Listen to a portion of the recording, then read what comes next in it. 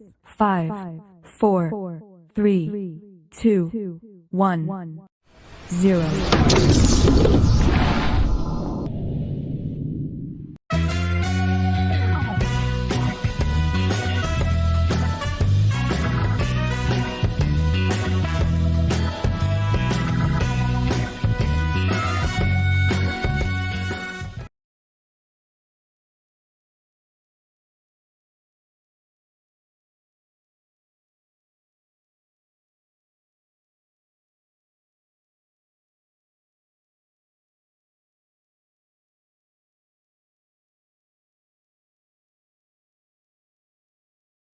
Ibu, assalamualaikum warahmatullahi wabarakatuh. Waalaikumsalam warahmatullahi wabarakatuh. Gimana kabar, sehat? Alhamdulillah baik dan sehat. Ya, dari sebelumnya sudah luar biasa ya Ibu ya, semangatnya meskipun sedang hamil Ibu ya. Sudah berapa bulan kan kamu? 5 bulan. Luar biasa Ibu ya, baru 5 bulan ya, masih semangat. Alhamdulillah, semoga diberi kesehatan. Luar biasa ya. Jadi sesuai dengan rencana kita kemarin Ibu ya, jadi kan Ibu besok mau mengadakan kegiatan pembelajaran dan Ibu meminta saya untuk melakukan pengamatan observasi terhadap kegiatan pembelajaran tersebut ya. Jadi sebelum kita ke kegiatan observasi nanti, di sini saya akan melakukan wawancara terlebih dahulu, wawancara pra observasi. Jadi nanti dalam wawancara ini yang akan kita lakukan untuk bisa saya menunjukkan nanti hal-hal apa saja yang akan saya fokus untuk saya amati dalam kegiatan observasi nanti untuk mempermudah ya, pengamatan dalam kegiatan observasi kegiatan belajar ini. Baik, begitu. Jadi adapun tujuan dari supervisi akademik itu pada dasarnya adalah untuk bisa meningkatkan kompetensi daripada disebut tadi, bukan tujuannya untuk mencari salah benar atau keliruan di dalam itu, tapi lebih kepada membantu guru tersebut agar bisa menumbuhkan atau menumbuhkan mengembangkan kompetensi yang dimiliki oleh guru tersebut. Itu juga tujuan dari supervisi sebenarnya.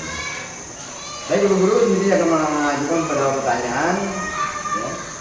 Jadi dalam kegiatan pembelajaran yang akan dilakukan nantinya, kalau boleh tahu mata pelajaran apa itu?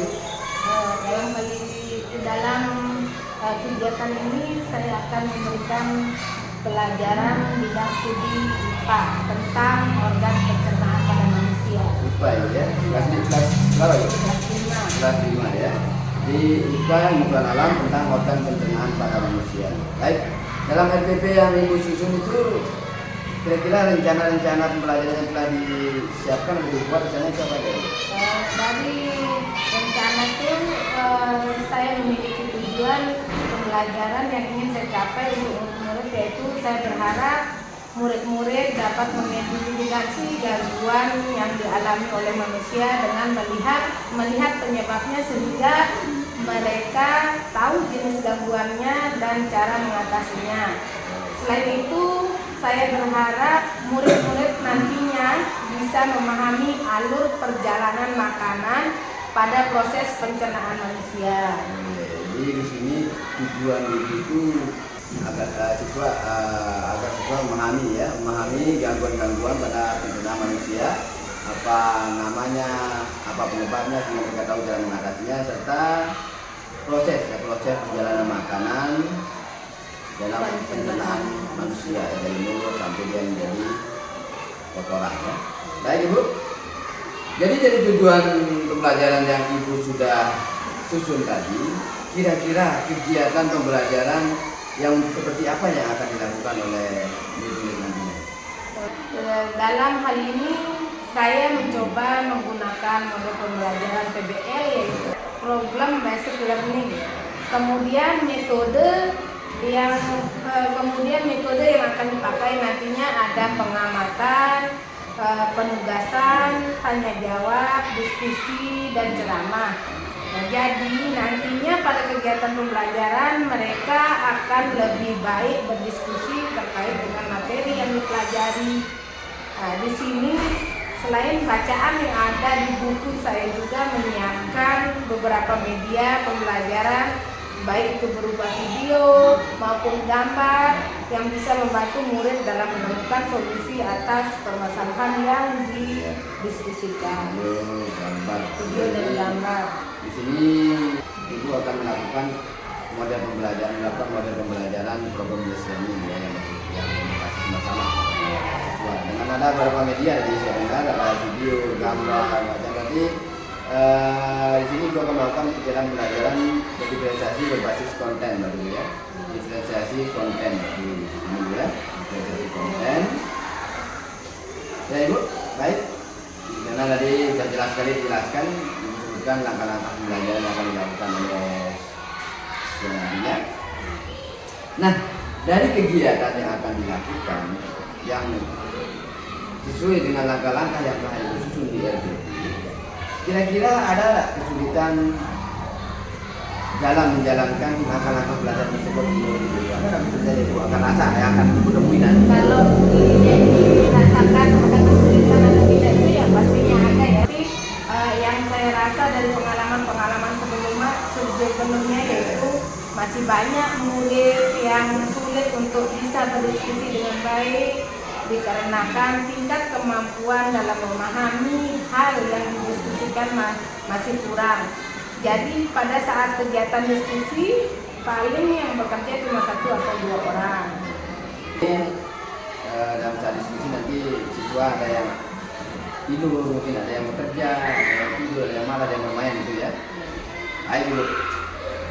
Sekarang kalau kita menurut ibu sendiri, kira-kira langkah apa yang ibu bisa lakukan untuk mengatasi hal tersebut? Jadi untuk bisa mengatasi permasalahan tersebut, saya sudah menyiapkan beberapa media pembelajaran yang baik, yang berbeda, baik berupa bacaan, gambar maupun video, yang saya harap itu semua bisa mempermudah murid dalam memahami materi yang dipelajarinya. Dengan demikian, saya berharap semua murid bisa menyumbangkan pendapatnya pada saat diskusi. Selain itu, saya juga melakukan bimbingan diskusi, Pak. Seperti kelompok kecil yang lebih intens, terutama pada murid yang masih mengalami kesulitan. Jadi di sini juga menyiapkan beberapa media ya untuk bisa memenuhi kebutuhan belajar siswanya ya. Selain itu agak lebih lelah sih ya dalam melakukan bimbingan di kelompok kecil keliling ke sana keliling ke sini ya. Jadi itu salah satu alternatif solusi yang akan ibu lakukan untuk bisa mengatasi permasalahan tersebut. Yakin tidak ibu dengan hal tersebut atau solusi yang diambil ini bisa mengatasi permasalahan tersebut?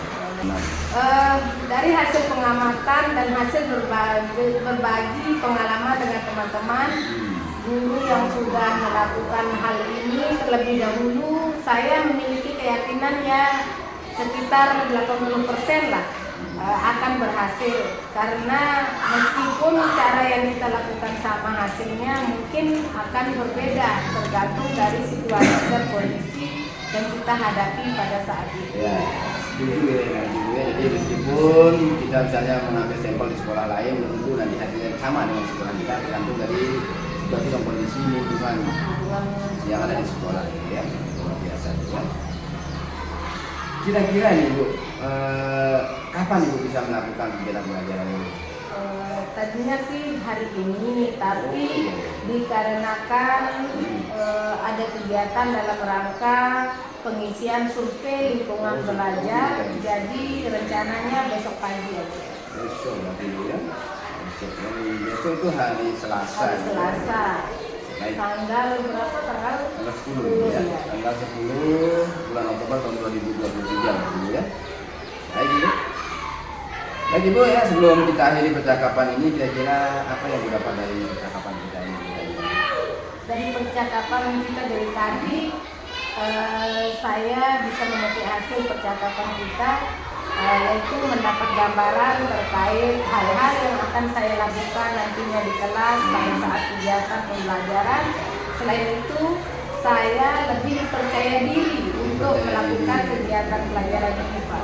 Biasa juga. Jadi lagi ya, jadi sudah ada gambaran sehingga menambah percaya diri ibu ya, dengan kita pelajaran akan dapat. Baik ibu, saya rasa cukup ya dari saya, atau ada hal lain yang disampaikan? Mungkin itu saja. Lebih kurangnya besok kita lanjutkan pada pertemuannya.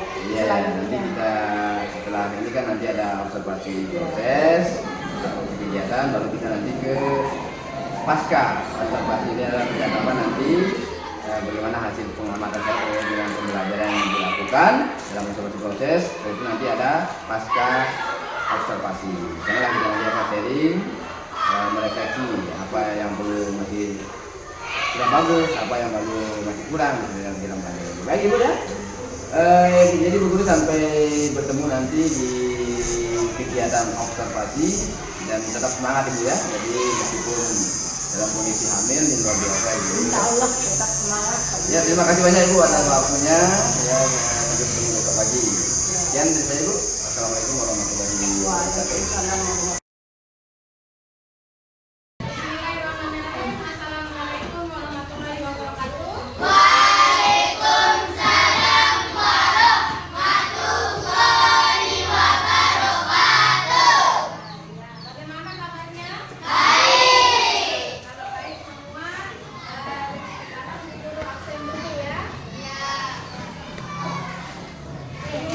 Putri.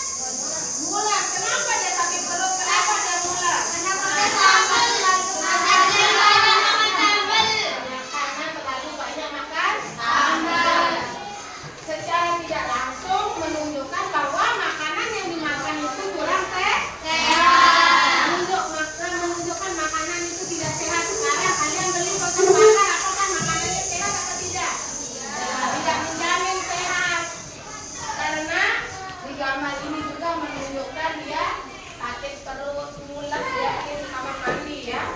Sekarang perhatikan ya. Kalau pencernaan kita tidak sehat, perhatikan, pencernaan kita tidak sehat itu berarti menandakan makanan yang kita konsumsi, yang diproduksi, kita konsumsi itu yang diolah oleh tubuh kita berarti tidak sehat, pasti ada bakterinya. Walaupun kalian tidak bisa lihat bakterinya itu seperti apa. Bakteri itu bisa dilihat dengan kaca besar, baru bisa kelihatan. Contohnya, perhatikan, kalian makan dan cuci tangan di kukunya itu banyak tai-tainya, ada banyak tai kukunya. Coba kalian perhatikan, pasti banyak itu nanti di mikroskop pasti kalian nggak rasa geli, nggak mau makan, ya. Nah sekarang untuk melanjutkan biar kalian semakin jelas pelajarannya, sekarang guru bagikan lembar kerjanya ya.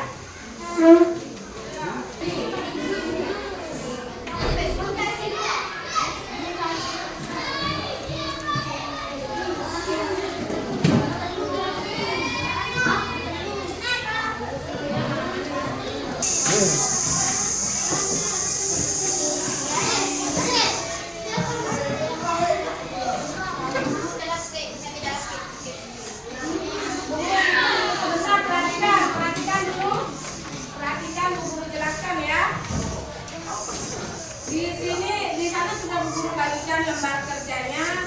Nah, perhatikan. Setelah kalian menyaksikan video animasi tadi, maka lengkapi peta pikiran ini mengenai penyebab gangguannya. Kan sudah Guru jelaskan tadi ya. Kalian menjawab lembar kerja yang Guru bagikan. Kalian perhatikan, nonton dulu video. Nanti di sana ada 4 gejalanya ya, 4 jenis gangguan pencernaannya ya. Nanti kalian coba kalian tonton dulu.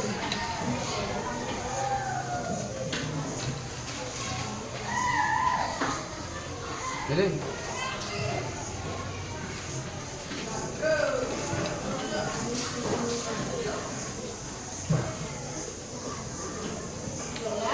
perhatikan. Nah, manusia mencerna makanan menggunakan organ pencernaan. Makanan yang dimakan diuraikan dalam sistem pencernaan. Kita perhatikan nomor berikut.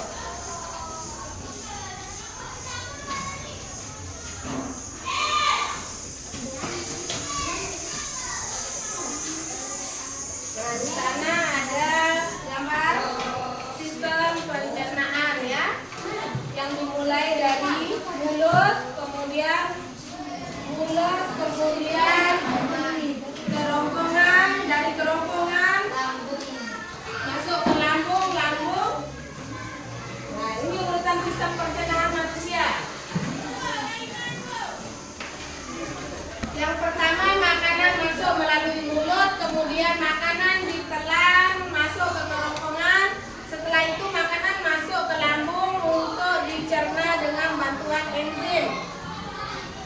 Sisa makanan keluar melalui anus, kemudian makanan menuju usus besar untuk penyerapan air ya, penyerapan air. Setelah itu makanan yang telah halus masuk ke usus halus untuk penyerapan sari-sari makanan.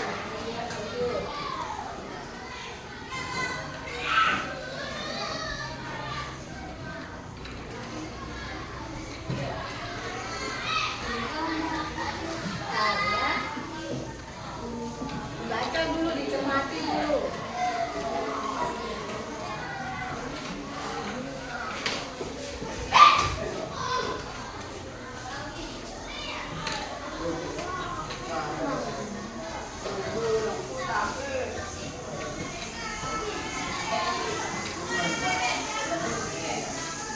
Ini ya, urutannya tanda panahnya di sini, mulai dari sini, kemudian dilanjutkan ke sini.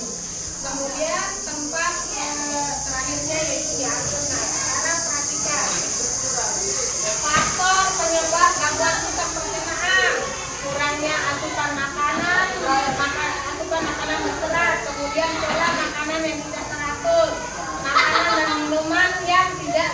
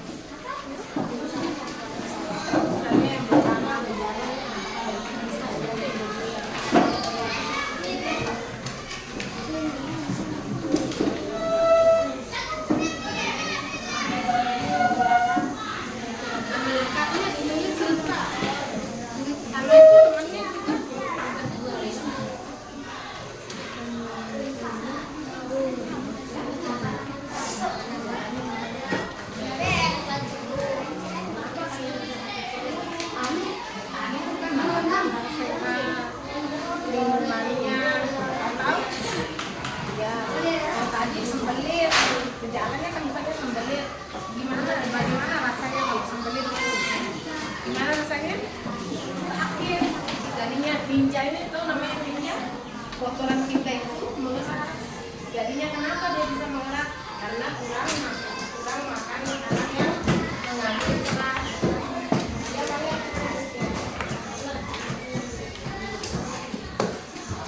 Sakit perut atau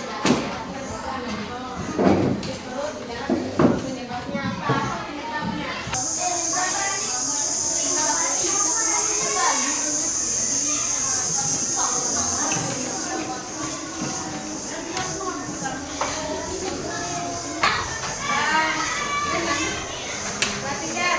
Terima kasih banyak karena kalian sudah menjawab lembar kerjanya dengan baik. Ucapkan terima kasih banyak. Nah, sekarang sebelum kita tutup, perhatikan.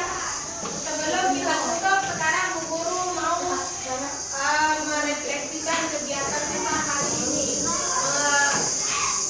Setelah kita pelajari organ pencernaan, apa yang kita dapatkan? Coba apa yang kalian dapatkan pada pembelajaran hari ini?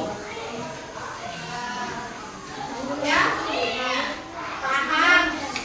Selain paham itu dari pelajaran kali ini kita dapatkan adalah kita dapat ilmu mengetahui makanan yang sehat dan tidak sehat, yang baik dan tidak untuk pencernaan kita ya. Ya, mungkin ada yang lain? Ada yang lain? Kita dapat mengetahui jenis-jenis gangguan pencernaan pada manusia, pada tubuh kita ya. Nah, mungkin itu saja yang kita pelajari hari ini. Ada yang ditanyakan? Sudah paham? Ya, terima kasih banyak. Kemudian kita tutup pelajaran kita hari ini dengan mengucapkan Alhamdulillahirabbil alamin.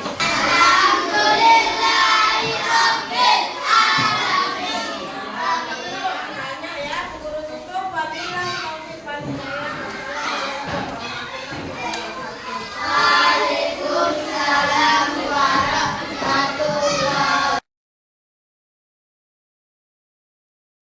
Assalamualaikum warahmatullahi wabarakatuh. Perkenalkan, saya Ruslan Abandi, divisi Angkatan 8 dari Kabupaten Lombok Barat. Saya bertugas di SDN 2 Karangbayan. Dan alhamdulillah pada pagi hari ini melakukan kegiatan supervisi akademik terkait dengan coaching. Kemarin sudah dilakukan pra-observasi, kemudian observasi, sekarang kegiatan terakhir yaitu pasca observasi. Jadi rekan guru yang akan saya observasi yaitu Ibu Guru Ika Susinullah. Dia adalah guru di SDN 2 Karangbayan. Gimana kabarnya Ibu? Baik ya. Terus gimana? Nggak ada masalah. Dulunya itu dengan Alhamdulillah nyaman. Jadi ya dekat sekali kondisi dalam percakapan seperti nyaman, relax, ya kita bisa santai lah mengeluarkan apa yang kita inginkan. Gitu. Baik Ibu, jadi kemarin kita sudah melakukan kegiatan observasi pelajaran terkait dengan kegiatan pembelajaran dilakukan oleh Ibu. Gimana perasaannya? Lumayan lega. Lega ya? Lumayan lega. Apalagi yang baik, memperhatikan dengan baik. Proses pembelajarannya juga alhamdulillah juga berjalan lancar. Baik Ibu, jadi kegiatan pembelajaran yang dilakukan kemarin kira-kira ada yang menurut Ibu sudah bagus? Menurut saya sudah bagus. Kalau menurut saya sudah bagus. Mungkin mengetahui proses mungkin kita butuhkan pendampingan individu untuk anak-anak yang masih kita bilang kurang dalam pemahaman. Mungkin itu saja. Ya, jadi menurut Ibu sudah jalan sesuai dengan rencana yang dilakukan.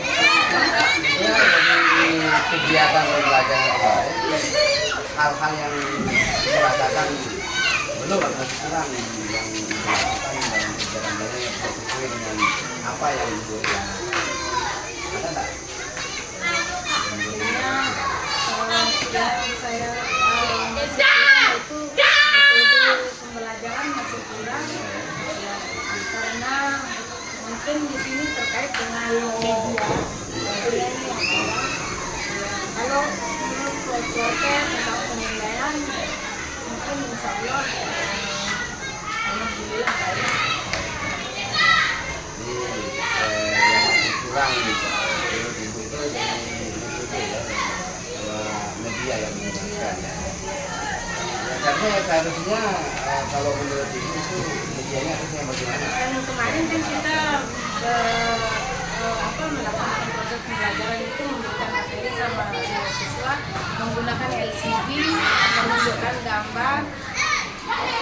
Kita biasanya kalau menggunakan media, kalau menurut saya kita adakan dia seperti seperti adakan iklan mana makanan yang baik untuk pencernaan, mana makanan yang tidak baik. Kita hanya menjelaskan dengan gambar lewat ilustrasi lewat gambar dan video tayangan. Jadi yang masih kurang di sini adalah medianya masih belum bervariasi gitu ya. Jadi memang dari catatan saya kemarin itu, jadi kalau saya melihat masih pelajaran yang sudah bagus ya. Kemudian saya makan tadi bahwa penggunaan media yang digunakan itu memang masih bervariasi. Artinya belum memenuhi terkait dengan kebutuhan belajar. Jadi ada kan seperti kita tahu bahwa kebutuhan belajar itu tentang budaya dan pembelajaran itu berbeda-beda. Jadi ini penggunaan medianya masih cuma pakai satu media saja saya lihat gitu ya. Jadi kurangnya di sana catatan kita. Sekarang kalau kita memahami kekurangan yang dirasakan dalam pelajaran kita untuk kedepannya itu apa yang menggali informasi, mencari media-media mana yang tepat untuk pembelajaran sesuai dengan kebutuhan murid. Nantinya kita membeda-bedakan murid, karena nanti kan kita kemampuan murid yang agak rendah tuh bagaimana cara penanganannya, yang agak tinggi bagaimana cara penanganannya. Depannya ibu akan coba mencari informasi yang seperti apa ini?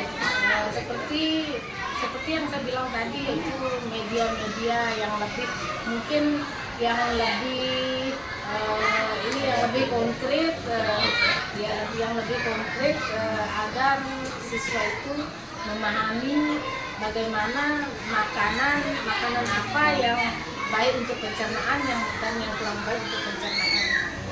Jadi depannya ibu akan coba mencari media-media yang pas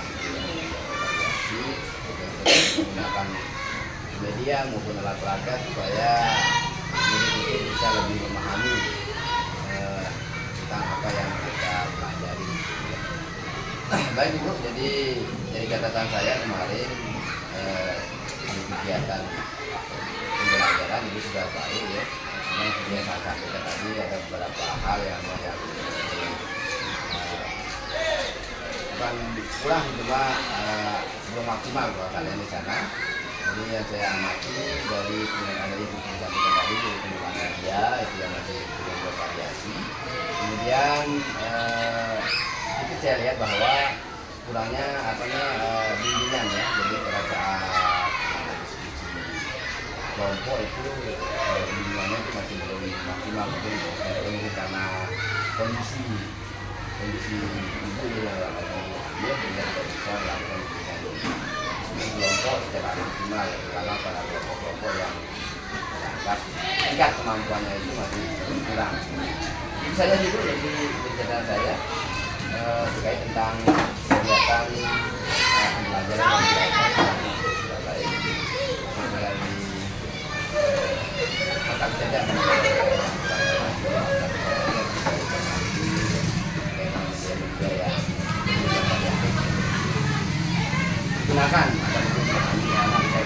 siswa bisa memahami apa yang mereka pelajari.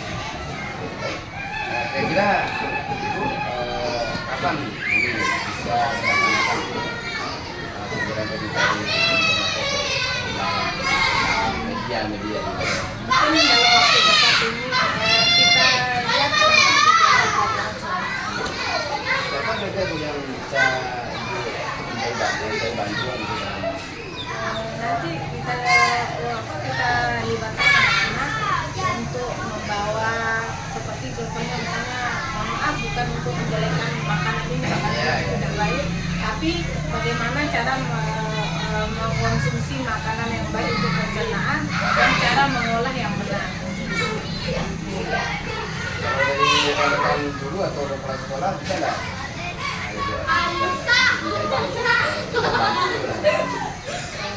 Sangat bisa. Semoga apa yang ingin lakukan nantinya bisa lebih bermanfaat dalam kita sampai di ya. Assalamualaikum warahmatullahi wabarakatuh.